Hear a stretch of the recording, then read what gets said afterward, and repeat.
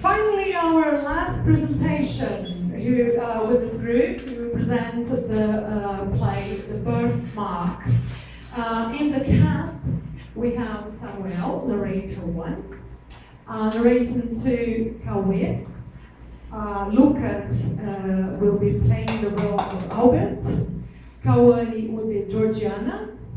Angelica, Aminadab.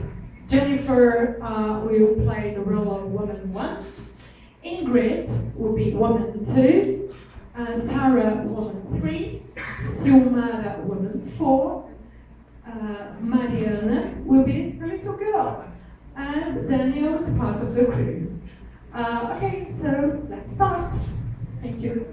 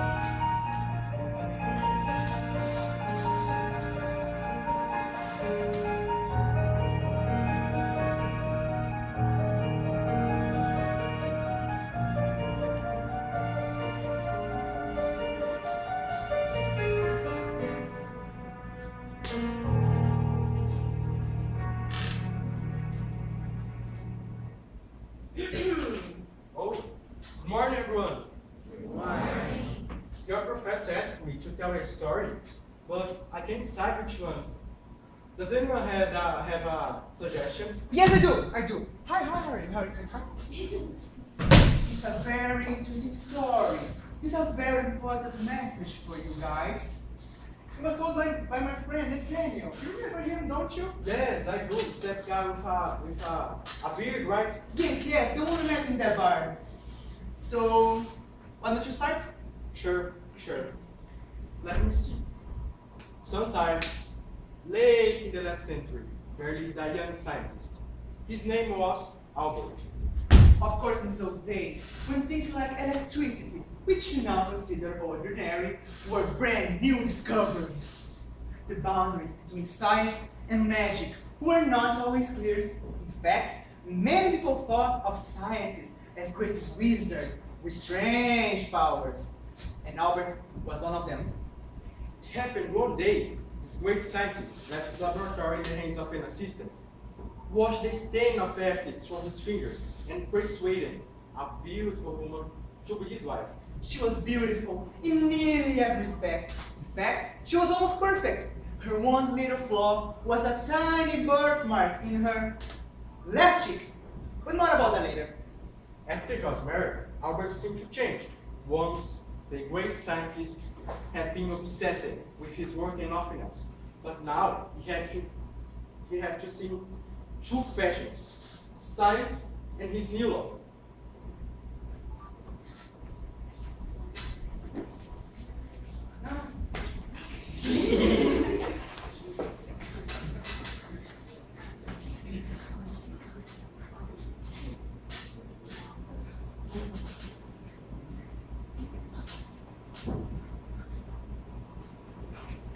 Dear Journal, this twin fascination demand my constant attention. At first, I feared that my new love might interfere with my scientific work. But now I wonder what might be created from combining the two. Perhaps, through science, I might give my love the gift of perfection. Maybe this wasn't his finest idea. One day,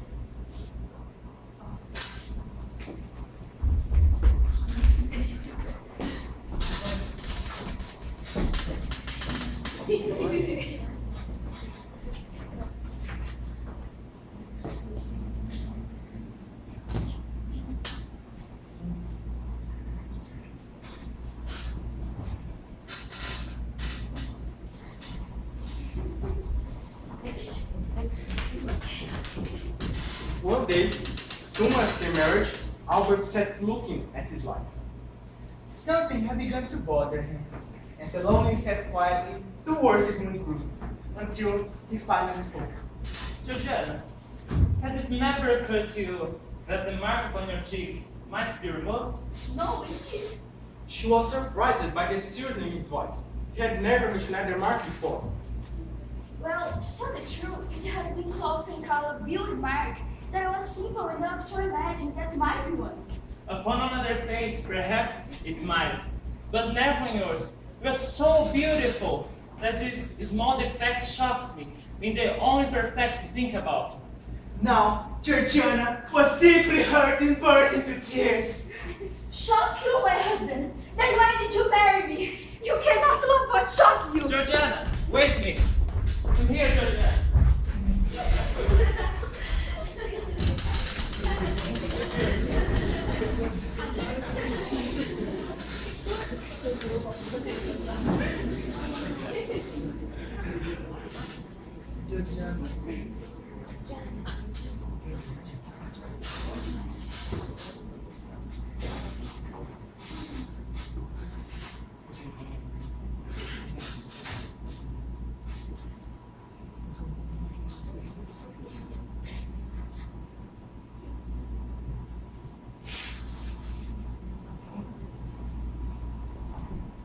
The birthmark on Georgiana's cheek was a deep red color and looked exactly like a small hand. When she blushed, the mark blended in the rest of her face. But when her face returned to its normal pale shade, there was the mark again. It wasn't always easy to predict how people might react at the first glimpse of the birthmark. Some woman, jealous of her beauty, looked upon the birthmark with suspicion.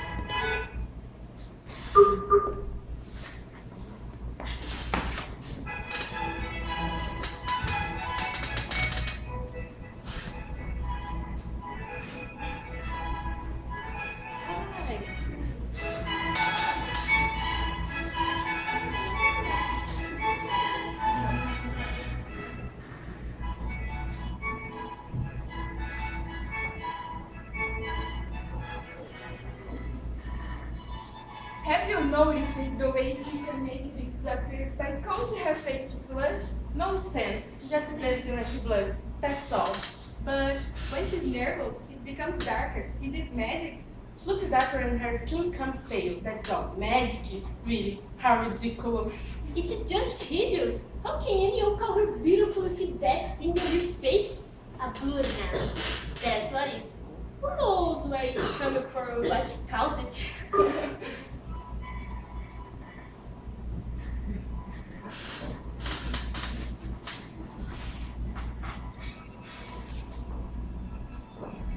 But most men and children,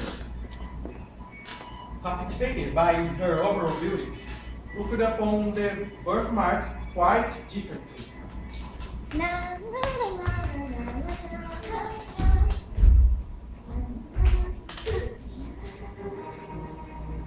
Maybe at her birth, a little fairy laid its hand on her cheek, leaving magic charm that now cause to obtain so many hearts. I would give my very life for the privilege of kissing their mysterious hands.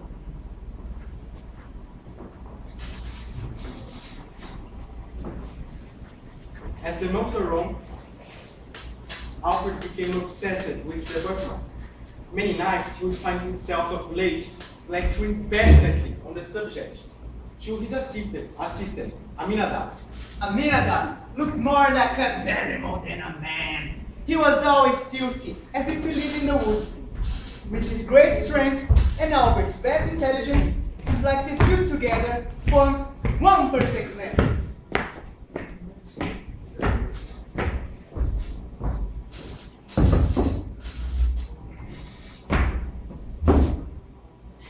It's because she's so beautiful that the birthmark irritates me so much. You probably wouldn't understand this, but I just can't stand to look at that one little flaw that keeps her from being perfect. I must get rid of it.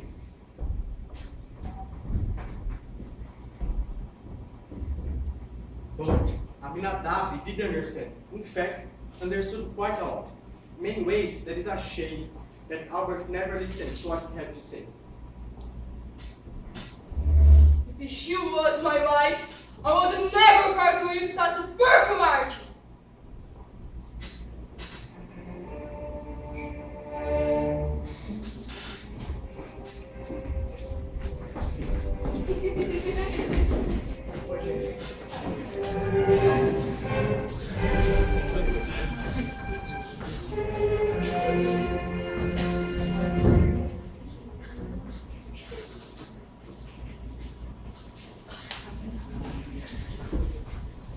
One night, Albert found himself having a terrible nightmare.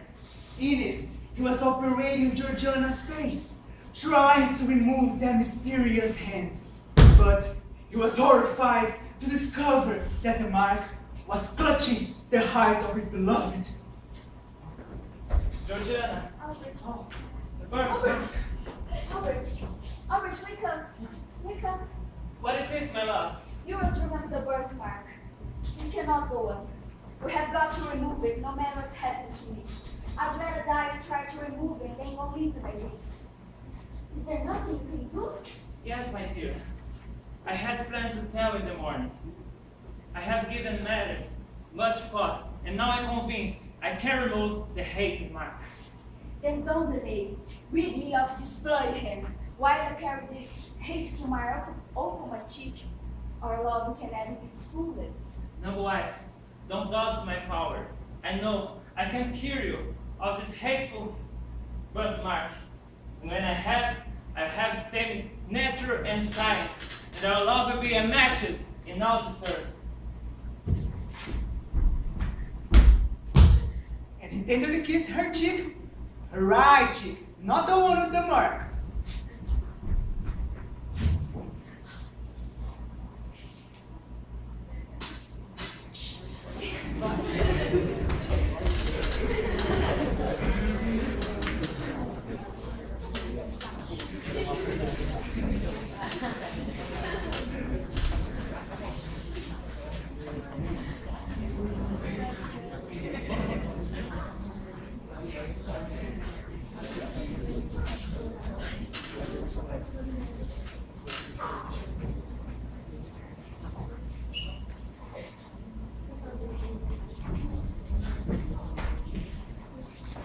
The next day, Albert told his wife of his plan.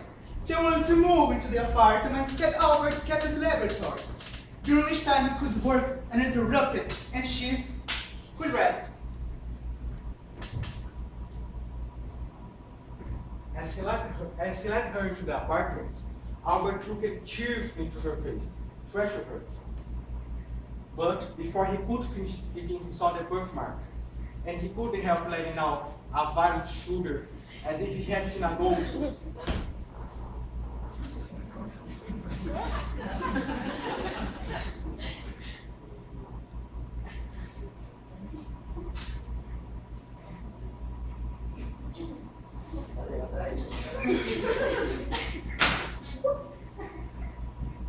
Georgiana fainted when she saw the look on his face.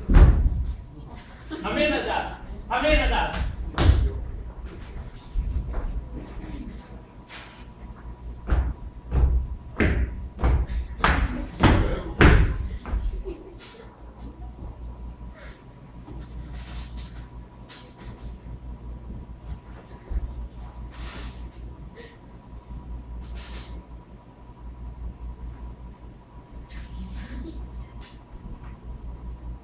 Later, when Georgiana was still sleeping in her room, Albert began his delicate work.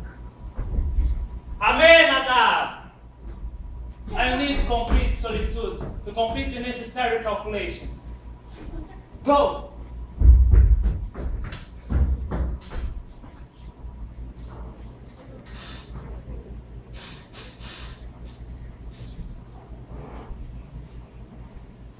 Dear John, I must now commit myself entirely to my scientific work to create a cure, polyphenol, to cure the hateful hand that clutches the cheek of my beloved.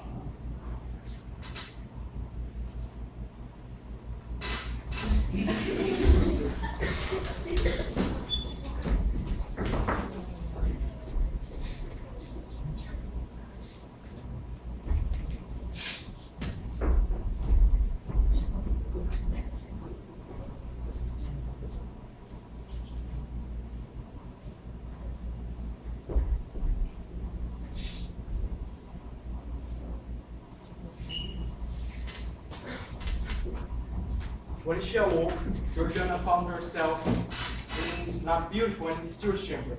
She felt that she was in heaven. As time passed, a combination of boredom and fear set over her. Later, Albert left his laboratory to visit his lovely patient.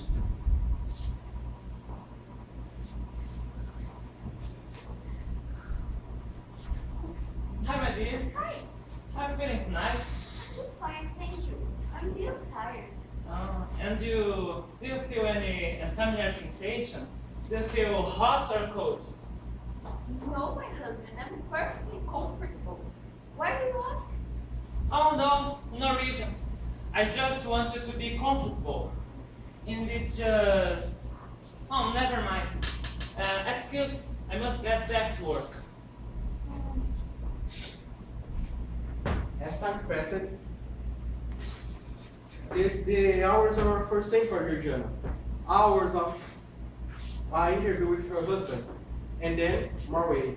She started wondering if perhaps her treatment had already begun, in form of medications, given her from food and drink. Once, just after Albert left her room, Georgiana realized that she had forgotten to tell him about a symptom she was feeling. So, she quietly followed him to his lab. She found him there with Aminadab. He looked tired and worried. Careful now, Aminadab. We are in the laboratory, not the forest. We must concentrate at all times. Look, master, look! Georgiana, Hi. have you come here? Have you not trusted me? Would you bring that terrible birthmark in here to disturb my work? No, my love, exactly shouldn't complain. You do not trust me. I now see a terrible look of fear in your face that I never seen before. You are keeping secrets from me about the birthmark. Think it better for me, husband. Tell me all the risk you're running is. Lovely wife. I will tell you. The crimson hand clutches your entire being with a power that I've never expected before. I've already tried to destroy it with all the known cures. And now, only one thing remains to be tried. If it doesn't work, we are ruined, my love. But why haven't you tried that final cure? Because, my love, there is great danger in it. Danger! There's only danger. That terrible mark will stay in my face forever and drive both us insane. Heaven knows you're right. Yes? Return to your bedroom, and medicine will be brought soon.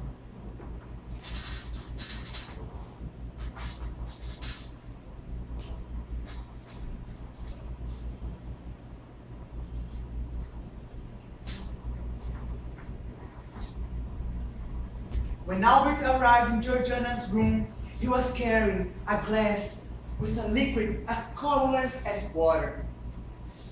She greeted him with a peaceful but serious look.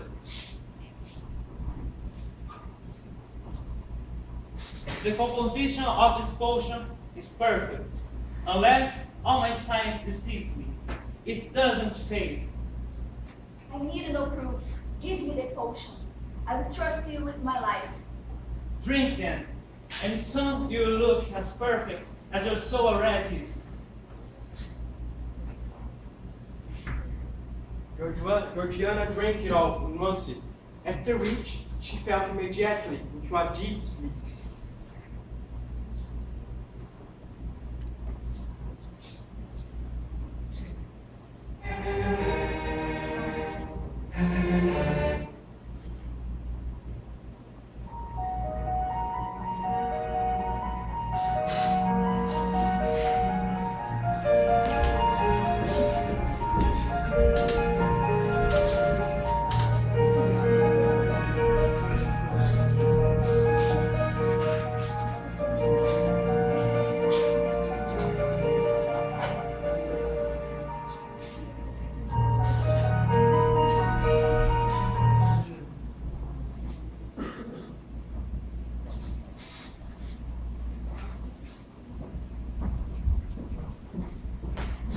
Albert sat quietly at the edge of his wife's bed. watching her while she slept. Every single movement of her closed eyes, every slight change, he recorded into his journal.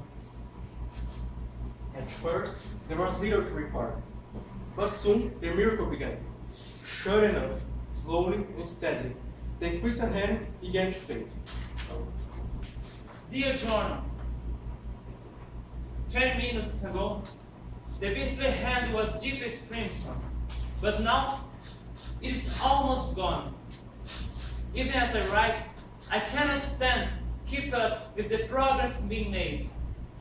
Now it is so faint that the slightest brush of her cheek would make it invisible. I have done it.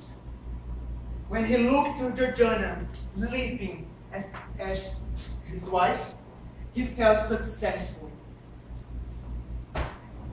Come, Aminadab, Charles left with me. We have done it. We are victorious together. Oh!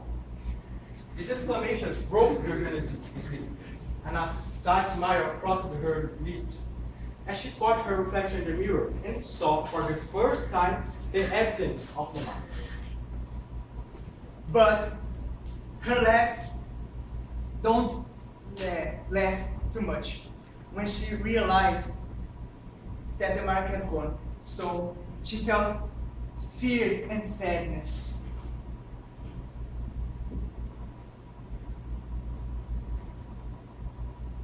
My poor Albert. Poor? No. Richest, happiest, most favorite. My bride, we're successful. Look, we're perfect. Perfect. Don't you see? You have tried to create perfection on earth. Perhaps it's just not possible. Please, never regret starving for the heavens. You have the best of intentions. But farewell, Albert. I am dying. No. It was true, she was dying. Perhaps the Christian hand began to fade, to clutching her heart. Maybe it was connected to her lungs. We will never know for sure. What we do know is that she simply couldn't live without it. As the last tint of the birthmark passed on her cheek, so the last breath passed on her lips. She was gone.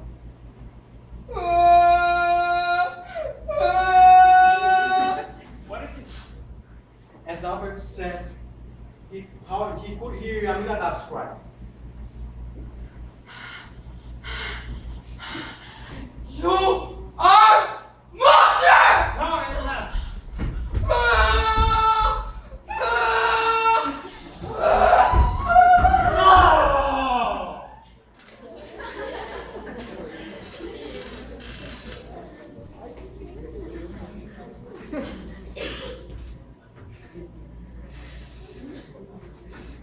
How could a man of his great intelligence could have thrown away love and happiness in the shallow search for physical perfection? Couldn't he recognize real beauty? And you, Cam? You? This is the end of the story. I hope you enjoyed. Thanks for everything.